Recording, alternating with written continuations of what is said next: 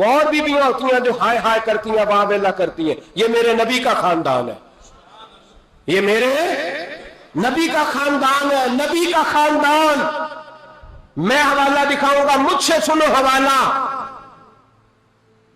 حضرت سیدہ زینب نے سارے جنازے دیکھے، بھتیجوں کو، بھانجوں کو، سب کو شہید ہوتے دیکھا. عورتیں ڈرتی میت کو ہاتھ نہیں لگاتی، چیختی ہیں بیویاں.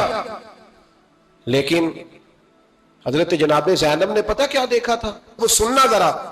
امام حسین کی لاش مبارک کربلا میں پڑی تھی اور امام حسین کا سر کاٹ کے نیزے پہ چڑھایا گیا تھا، اور وہ بیویوں کے سامنے خالی سر چڑھ رہا تھا، اور سینکڑوں میل کا سفر کر کے دمشق کے بازاروں سے گزرتا وہ سر گیا. آج میں سر کی بات نہیں کرتا، سر کی. آپ مرد ہیں، جوان ہیں سارے. یہاں کسی کا کٹا ہوا ہاتھ پھینک دیا جائے نا، ہاتھ تو لوگ چیخے مار کے دوڑ جائیں گے. بلکہ ہاتھ تو دور رہا، کسی کی انگلی کاٹ کے یہاں پھینکی جائے تو لوگ چیخے مار کے مرد دوڑ جائیں گے. لیکن کٹا ہوا سر دیکھا، لاشیں دیکھے. یزید کا دربار آیا، بی بی صاحبہ کو نا ایسے عورتوں نے اپنے حالے میں لیا ہے. سیدہ زینب وہاں بیٹھ گئیں.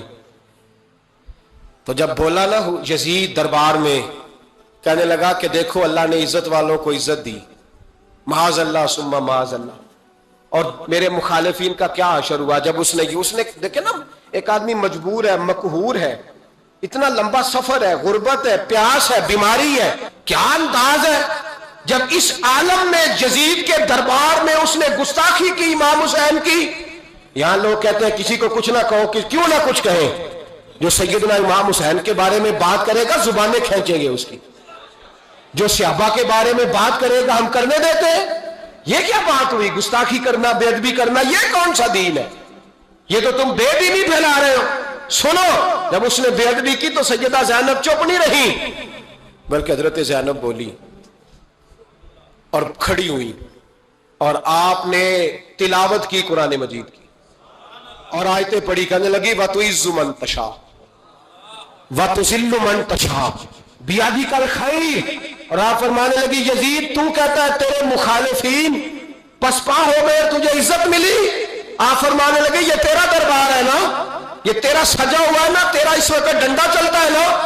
فرمانے لگی چند سال ٹھہر جا، تیرے اوپر لوگ لعنتیں برسائیں گے. اور فرمایا جب جمعے پڑھے جائیں گے تو لوگ میرے حسین کے نام کے خطبے پڑھیں گے. فرمایا آج یہ تیرا دربار ہے نا. حضرت نعمان بن بشیر صحابی رسول تھے، وہ کہتے ہیں میرے قریب ایک نابینا صحابی بیٹھا تھا. سنو حوالہ میں دکھاؤں گا.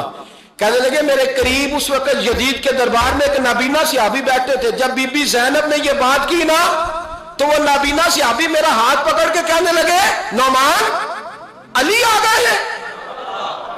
یہ تو علی کی آواز ہے، علی آ گئے. جبریل امی بول رہے ہو جیسے، حکمت کے گوہر رول رہے ہو جیسے. دربار دمشق میں وہ زینب کا خطاب منبر پہ علی بول رہے ہو جیسے. کہنے لگے علی آ گئے، علی، یہ تو علی کی آواز ہے.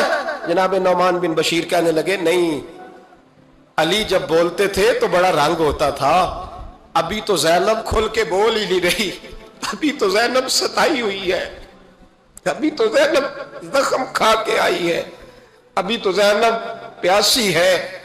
کاش زینب تر و تازہ ہوتی تو زینب خطبہ پڑھتی تو علی کی طرح گرجدار آواز نکلتی.